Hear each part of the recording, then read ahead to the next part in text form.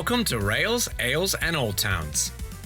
Why is Belgium, a country positively overflowing with grand cities, rich history, and idyllic landscapes, still flying under the radar?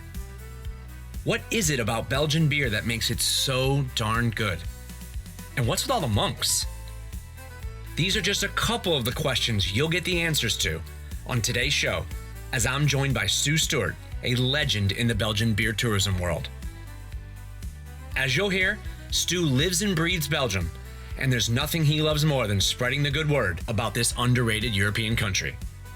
On the show, Stu will take us to some of his favorite cozy beer cafes and breweries and give us a real feel for what it's like tagging along on one of his beer tours. All right, let's go to Belgium. Find the gap between the train and the platform. All right, let's welcome into Rails, Ales, and Old Towns, Stu Stuart, the founder and quartermaster of Belgian Beer Me tours. Hey, good morning, Scott. How are you? Fantastic. Thanks for taking the time to join me today. Well, it's my pleasure. I've listened to your podcast, and I have to say that I'm a fan. Appreciate it. Hoping to convert a few guests into listeners. Let me start out with a little bit of a background of how we got to this episode. For a different project, I was compiling the ultimate list of tips for people traveling in Europe. And one of them was I was just going to write about don't skip Belgium. And then I just started thinking, you know what, maybe this just needs a podcast of its own. And you were the person that came to mind who loves Belgium and can speak of all the great things about Belgium. That's a good point. Yeah, don't, whatever you do not skip Belgium. For the love of God. That's the thing. It's right there. It's so easy to get to, yet does get overlooked too often. And, you know, when we're talking about logistics on a trip, a 2-hour train ride from London, quick train from anywhere in the Netherlands, Paris, these are places that people are going, but they're not making the trip to Belgium enough. I know, they continually underestimate Belgium. That's why we're here. Do you actually remember the moment when you were in Belgium that you were like, man, this country's actually pretty darn cool? Well, yeah. I can remember the first time I was there and just sitting in a beer cafe and enjoying a fine Belgian beer in the proper glass in a cozy, rustic environment and just thinking, what took me so long to get here? I'm right there with you. It was my second destination. I'd flown into London on my first trip ever to Europe. It was transformative in the respect of that whole ensemble, the beer, the atmosphere, the act of traveling, all coming together in one. And I was sold. What Belgium has going for it is its beer culture and its great beer. And every beer that travels outside the country, goes to a foreign country, is really an invitation and a calling card to say, hey, come visit Belgium. The Grand Platz in Brussels, that's a only in Europe type setting. All these cities are so close, Ghent and Bruges and, down in the Ardennes, the frites, the chocolate, the waffles. It is. It's the melting pot. All roads lead to Belgium and especially Brussels. It's the capital of the European Union, the European Commission, NATO. Almost every major company in the world has an office or a manufacturing plant in Belgium. It's really quite astounding. Let's talk about the beer. I've heard you speak very eloquently about the beer. The brewing wouldn't be what it is without the unique history that Belgium has had. Can you give me a couple examples? Belgium is the perfect storm of brewing culture. Everything came together to really make it what it is today.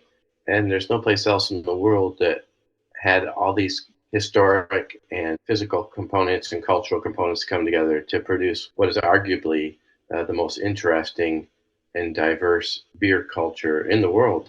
If you just look at the location on the globe, first of all, it's really a little too far north to grow grapes in most instances. So all the materials you need to brew beer was logical.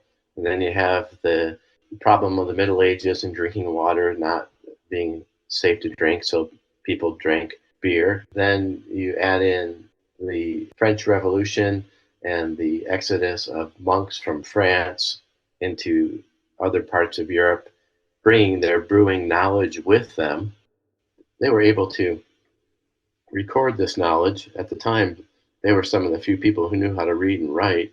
They were able to refine these recipes and then pass them down. The other element that really sets Belgian beers apart is in most instances they use a different type of yeast that is noticeable to foreigners because it tastes so different than most of the beer that's brewed around the world. They make a lot of yeast forward beers. They're very floral and seemingly spicy tastes that are created from the yeast.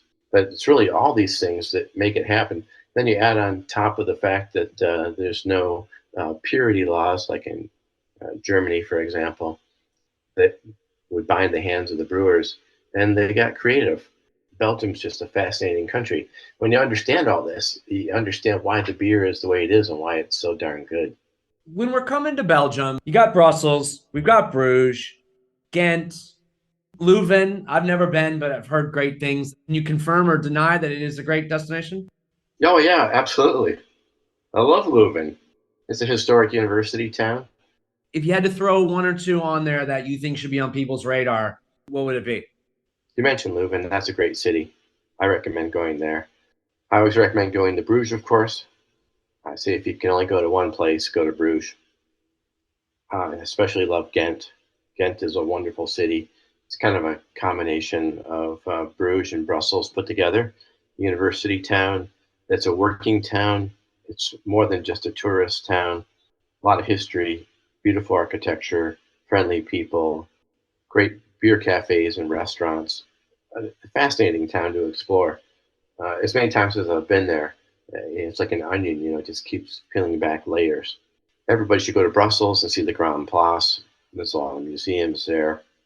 There's a lot of beer cafes that are worth visiting, and of course, some breweries. I like Antwerp. Antwerp is a bustling town. It's the fashion capital of the country. It's the diamond capital of not only the country, but the world. So it's definitely worth visiting as well. But there's a lot of smaller towns, too, that people don't go to, like Tournai, Mons, Lier, and the bigger towns like Liège that most tourists don't go to. The Ardennes mountains are scattered with little villages that are so worthy of visiting. In fact, that's my favorite tour is my Ardennes Mountain Beer Tour. I know you're not supposed to have a favorite tour amongst all your tours, but that really is my favorite tour. I love the Ardennes Mountains. I'm right there with you. That is somewhere I really want to explore. This town, I'm probably going to butcher the pronunciation. Durbui. Dubuis. That looks like a dream. Yeah, it is. They call it the smallest town in the world or something like that. It is a little town, but it is very charming. There's a castle and the river runs through it, and we stay there every time on my Ardennes Mountain Beer Tour. It's here again, walkable, great restaurants. It's what you would expect to see in Europe, and it delivers. Ironically, there's a pirate bar there called La Tortuga, only open on weekends, that I love going to. The guys who work there really commit to it. They dress like pirates with the outfits and the makeup and stay in character pretty much. And it's a lot of fun. Pirate bar in the Ardennes Mountains. Okay. Yeah. And you've been to that your postcard perfect little like bend in a river that I've seen for years in the Ardennes. I think there's a picture Yeah. of it on your website. Is that around Bouillon? Yeah, it is. It's near the village of Rochau. And that looks really idyllic as well. Yeah, I know the one you're talking about. When you see it, you just have to stop and take a picture of it. Now, located down in that area are a lot of the Trappist breweries, right? In the Ardennes? There are two of them in that area, Rochefort and Chimay. And you visit them on one of your tours. That's right. Trappist Tour is one of my most popular tours. We offer typically three departures of it each year, one in May and one in September and one in October. And if I've read correctly on your website, you throw in a free monk. A free monk. But we oftentimes do see monks. And It's like it's sort of like a Bigfoot sighting. I'm exaggerating, but people are fascinated to see monks, to see these men who have committed their lives to the pursuit of God and their relationship with God and everything that goes along with that. I just have this vision of people, a monk comes walking out of the abbey and people are just like, hold my beer, just their eyes just follow them across the quadrangle.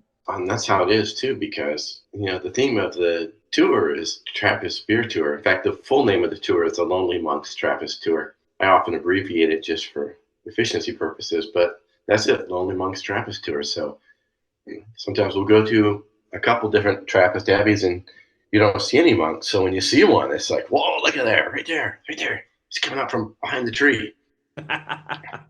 All the Trappist abbeys have a different character and personality, and it's all dictated by the abbot, who's the head of the abbey, and that filters its way down to the image that they want to portray to the public, how accessible they are, and also how accessible the monks are.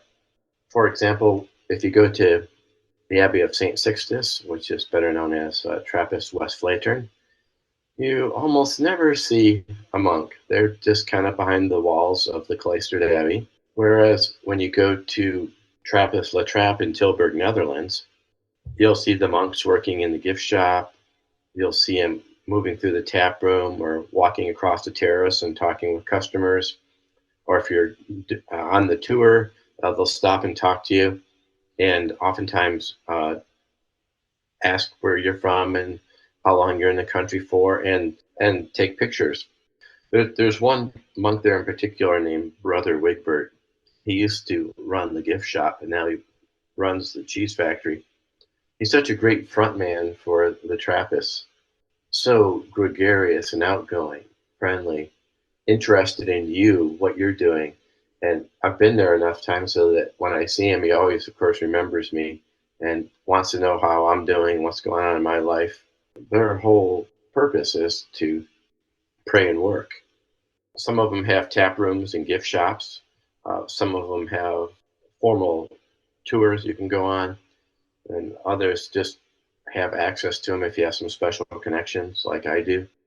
So if you just travel around to visit Trappist abbeys on your own, you have to expect to mostly just see the exterior of the abbey. And if you're lucky, there's a tap room and or a gift shop that you can visit to buy some beer or some swag. So there's a lot to know about all the individual Trappist abbeys and how they function. They have requirements to be Trappist beer. The beer has to be brewed within the walls of the abbey. The biggest portion of the money has to go to run the abbey and its philanthropies. And the monks need to be involved in the brewing process, if even in a managerial role. In some cases, that's all it is a managerial role. The beer is brewed by laymen from the local village. I didn't know that. I thought, be Brother Tory or Claudius over the silver tank with something stirring things around. That's not the case anymore. There are some breweries where there are monks assigned to the brewery, and they do work there doing things related to the brewing process or packaging or logistics. But in a lot of them, that's just in the managerial role right now. But when I say managerial role, they are very hands-on, and they're very specific about how they want the beer produced, sold, portrayed, marketed, and where the profits go to. The head of the abbey is a very powerful man, and it's not a democracy. It's a dictatorship. And so much of the character and personality that is perceived by general public, it comes from that abbot. And different abbots have different styles. For example, the abbot at La Trappe in Tilburg has really made an effort to have a public relations program and an image with the public and have some accessibility. Whereas Trappist Rochefort, for example,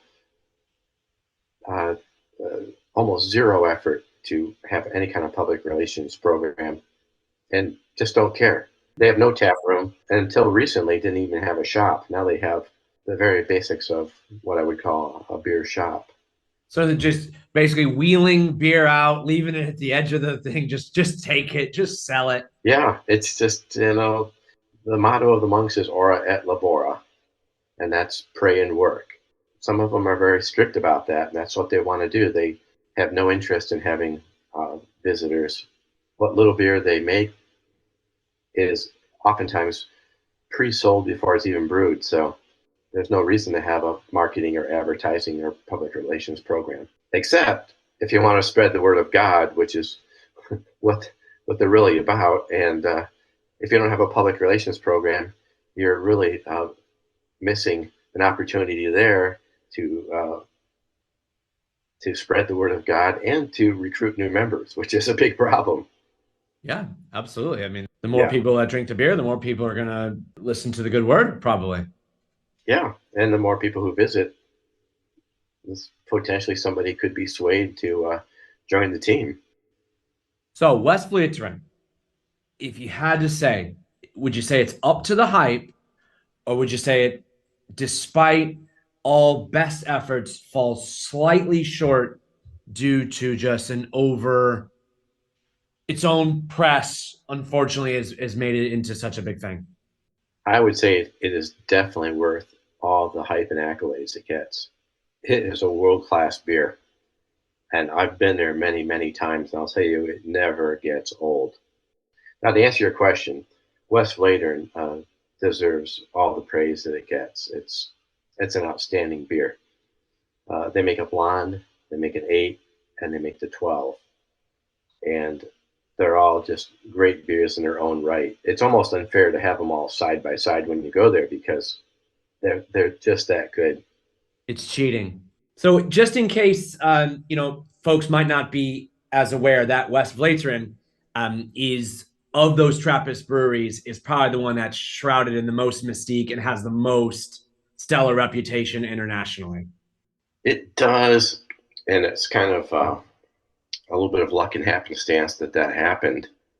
Rate Beer some years ago rated it the best beer in the world a number of years in a row, and it gave it a lot of attention.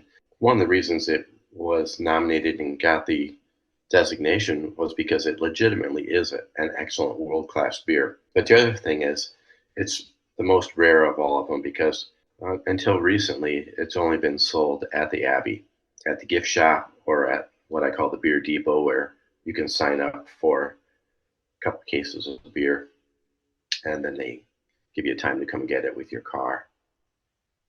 So it made it relatively difficult to get, although you'll see it on sale on the black market throughout Belgium and the Netherlands. But just recently, West Vleteren has been advancing its system, and they hired a chief operating officer who's a layman who comes from another business background. They've put labels on the bottles. They never had labels until recently. They have 3 different color labels for the 3 different beers they have. They struck a deal with a Dutch chain of bottle shops or liquor stores to distribute in the Netherlands. And I'm not sure quite when that's going to kick in, but it was in the works, and they said it was a done deal. A lot of the black market was Dutch people coming down and buying it and taking it back up. And it used to be an even more difficult system. It used to be you had to call in literally on a landline, and you just had to keep calling until it wasn't busy. People would just put it on speed dial and just dial for a couple hours on end before they got through, if they did get through. Well, and then it was only they would only give it the beer if you were the 13th caller. Something like that. Yeah, it was brutal. But now they have a new website. They have an online sign-up system. It's much easier, much more doable. But the one thing you should know is it's still not conducive to foreigners or tourists who don't have cars, because one of the things you have to provide is the specific license plate of the car that you're coming with to get it. So, for example, let's say you have a rental car. You don't know what that license plate's going to be way ahead of time. So it pretty much precludes anybody who doesn't already have a car in Europe. What else would you say are some of your favorite things about Belgium? Well, certainly the history. It's the battlefield of Europe. All the major battles took place there. That's of interest, especially to Americans, because of the American involvement in Waterloo. And I'm just kidding, we weren't at Waterloo, but we were in World War One, which is also known as the Great War. And that's fascinating because at the time they didn't know there was going to be a World War Two, so it was referred to as the Great War. And then World War Two, the Americans had a more significant role. As you know, on World War One, we didn't come in until the tail end of it, when a lot of the heavy lifting had been done and a lot of casualties had already taken place and a lot of atrocities.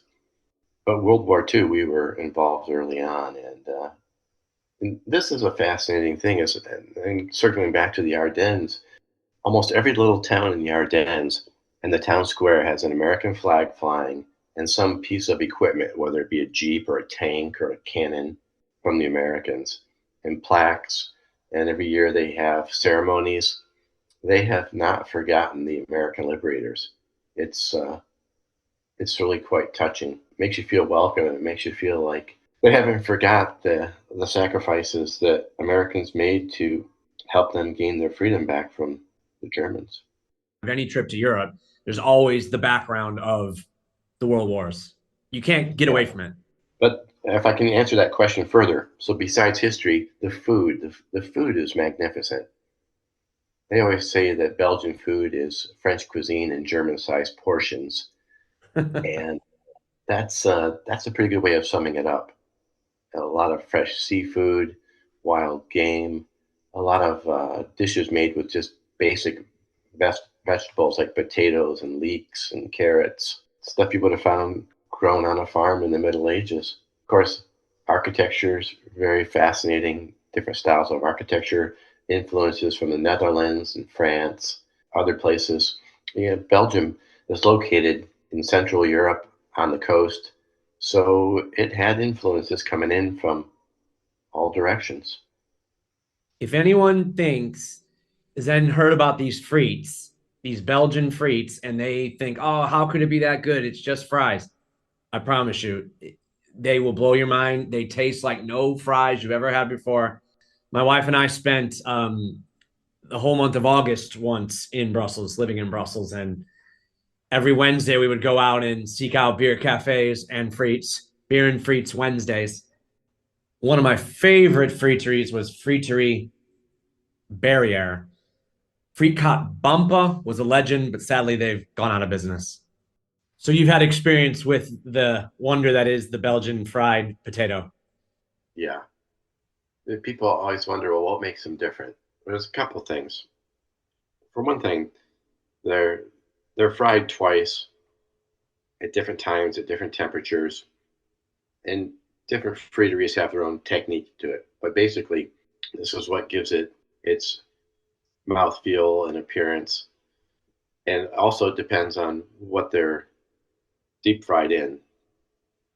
People use different things, duck fat and sunflower oil, combinations of.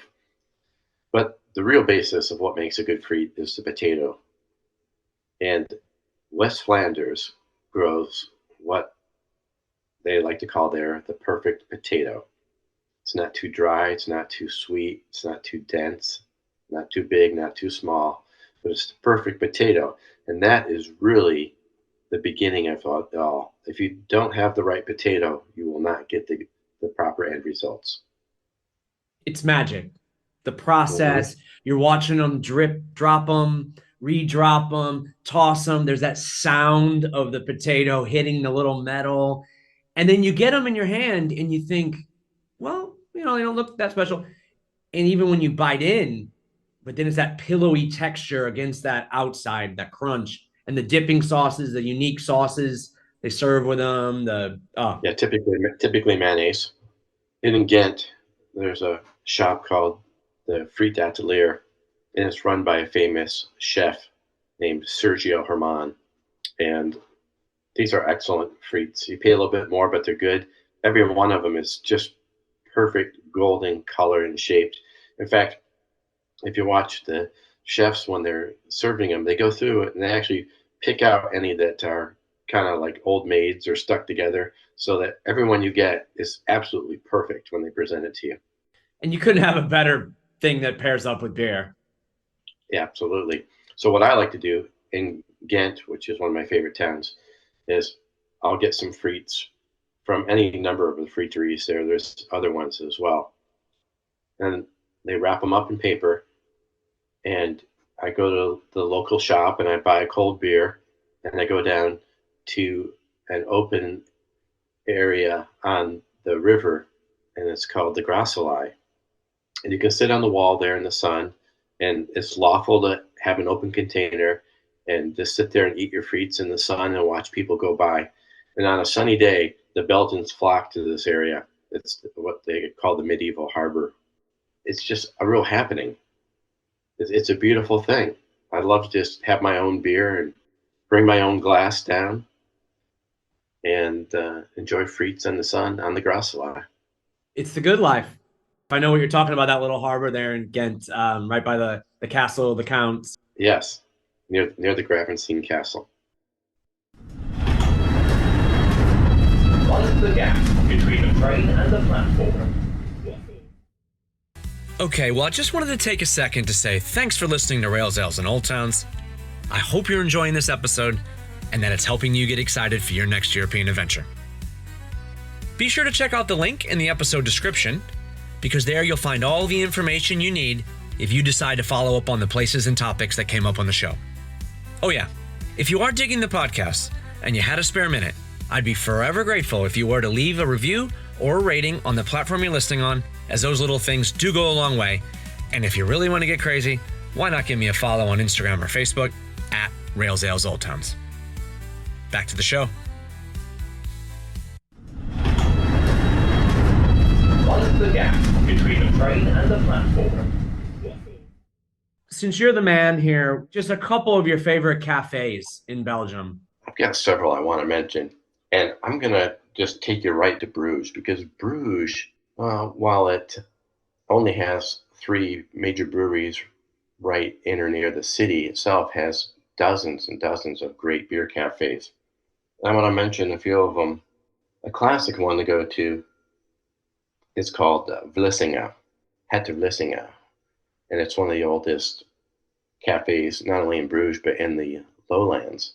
Classic wood-paneled walls with beams and a warm fireplace and pub food. And that house beer is made by Fort Lepin, one of the local breweries. So I recommend that. There's another bar there. It's called Les Trappistes, and it's in a cellar. Massive selection of beer, knowledgeable staff, friendly service. I recommend that place. Very cozy. 3 of them that are lesser known. One of them is called Bernie's Cafe, and it's on a square called Tazant over by the Opera House. It's a relatively new cafe, but really good one. Nice atmosphere. Here again, friendly service, knowledgeable staff, cozy, just what you're looking for. Another place called Huis de Kloos, old world atmosphere, some beers that you don't find other places. Proprietor there is a former bartender from a place called the Bruges Beer Chi, which is one of the most famous beer cafes in not only Bruges, but all of Belgium. He does a great job running it, so I recommend that. And the last one I want to talk about is a locals cafe that most tourists don't know about. It's called Estaminet. Incredibly cozy atmosphere with hop vines hanging off the ceiling, wooden beams. Here again, a stove, this radiating heat, and just full of locals. When you go there, you'll see people like the owners of the Havemann Brewery hanging out, having beers. Totally a local crowd with local prices. Not a huge beer selection and just kind of limited pub fare, but one of my favorite places. And I oftentimes take my people there and they're blown away by it because it's not on the top 10 list of TripAdvisor places to visit, which I really try to avoid. I've been going to Belgium long enough now, so I try to seek out the places that are off the beaten path and out of the mainstream of tourism. And quite honestly, that's what my people appreciate too. Is they're paying for my knowledge and my due diligence, and this is an added value for them. And and I'm happy to share places like this. I appreciate you sharing that with the listeners. Now, if the Ardennes Mountain Tour is your baby, your most favorite, as you've alluded to earlier, Yeah.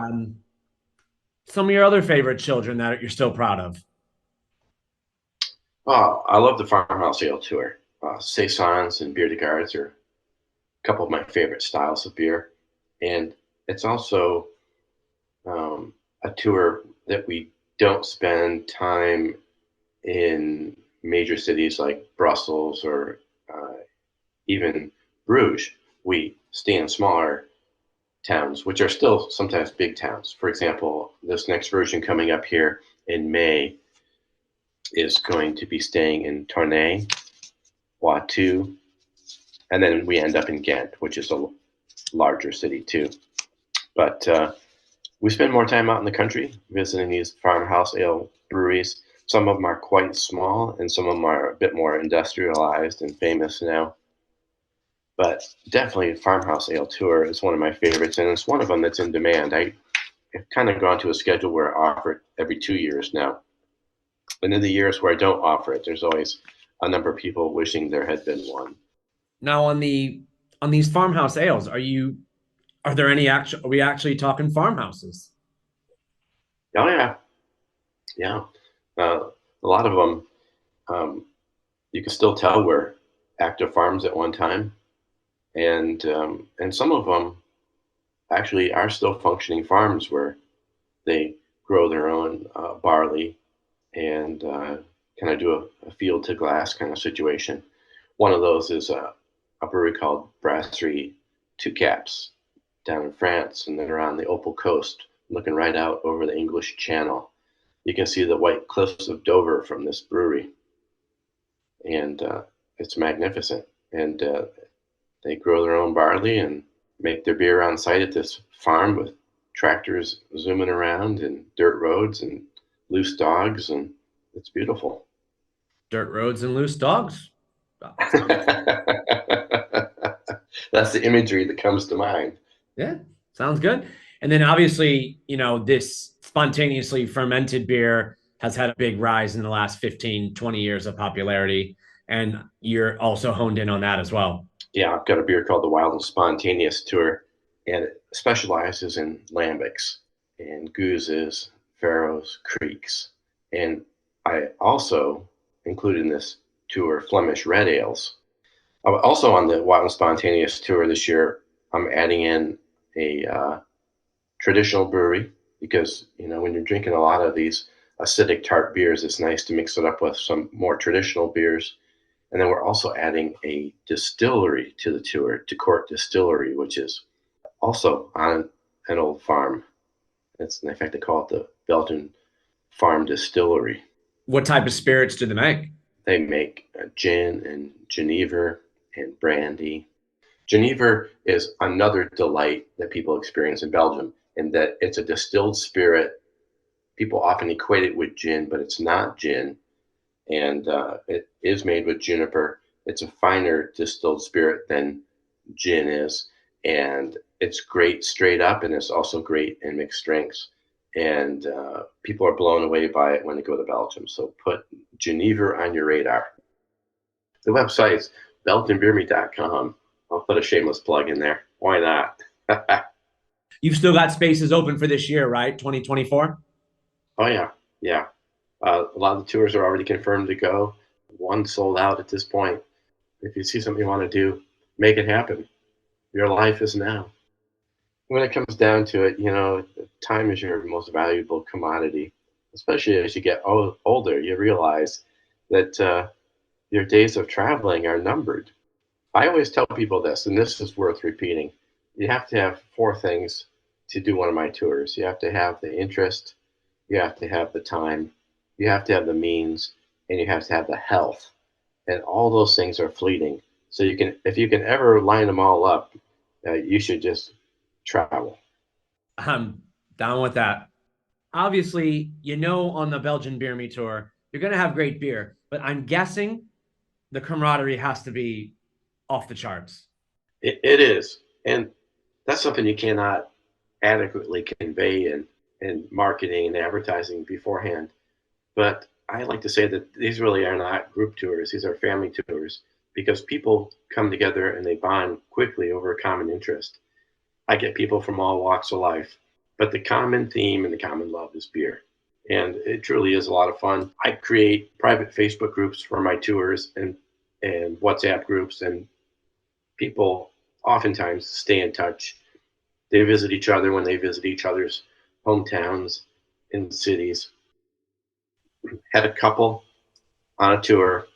The man proposed to his girlfriend, and they bonded with the people on the tour. We were going to be going to a Trappist abbey, and it turns out both these guys were former military. One guy was a minister.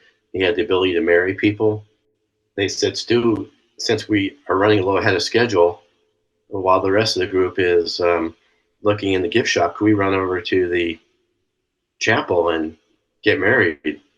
I'm like, I thought they were talking about just like out front of the chapel. So I'm like, yeah, I don't see the harm in that. Then the next thing you know, we're inside the chapel. Nobody's in there. And within like 5 minutes, they just assembled this impromptu wedding. But it looked like it had been rehearsed because the man who officiated it, this former Air Force minister, he knew all the wording and how to phrase it all. And, do you take this woman, do you take this man? And next thing you know, they're married. We took pictures, we had video of it, and we were out the door, and nobody ever even knew it. They came on the tour as boyfriend, girlfriend, left, Yeah, married, happily married couple. that's right. And married in a Trappist abbey. The power of Belgian beer. And another thing I'll point out is you never really know how good a tour like this is until you go somewhere by yourself and then you take the tour. And I've had a number of people do this where they'll go to Belgium once or twice on their own, then they'll join one of my tours, and they have such a great time. They're like, we had fun before, but this is better. We wish we would have known about your tours before. And that's like one of the best compliments I can receive. That's when you have a special mix. Great destination, and you met people that you'll remember. Now, I can't let you go without asking about this, some of these titles that you've picked up. Yeah, what can I tell you? Well, because you're not just a beer tour leader and good guy. Can I put that on my business card?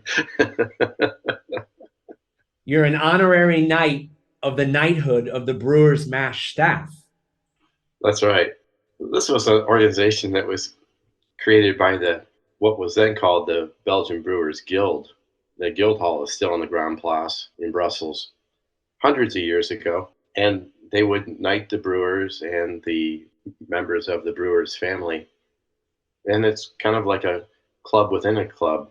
And it's actually what's known as a confrérie. It's a French word. But at some point, they started knighting other people outside of the brewers and brewers' families, and they call them honorary knights. And these people usually include politicians and journalists, importers, restaurant chain owners, that kind of thing. And then in 2018, I was invited to become a knight, and I was the first person from the beer tourism industry to be recognized. It's quite an honor. I look at it as my most proud accomplishment. It's not something I take lightly. Hugely honored by it, and I always will be. And every year when they have their Belgian Beer Weekend and they gear up to do the ceremonies for the new knights in Brussels, they have a ceremony at a cathedral, St. Michael's Cathedral in Brussels, where they have a blessing of the keg.